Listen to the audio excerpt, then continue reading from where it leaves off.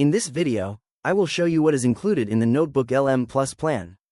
Let's get started. I'm starting on the official NotebookLM plans page to compare the available options. I'm focusing specifically on the NotebookLM in Plus plan, which is built for active learning and deep research dives.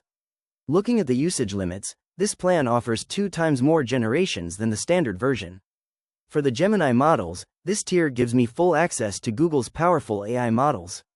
I also get the advantage of early access to new features and can upload up to 100 sources per notebook. Now, I'll switch over to the support documentation for a more detailed look at the limits. Under the Plus plan, I can create and manage up to 200 notebooks. My daily usage limits include 200 chats and 6 audio overviews, plus 6 video overviews every day.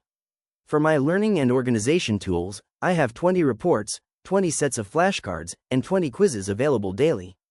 I also enjoy unlimited mind maps and 3 deep research sessions per day. As I scroll down to the privacy section, you can see that my data is protected and not used for training the AI models without my feedback.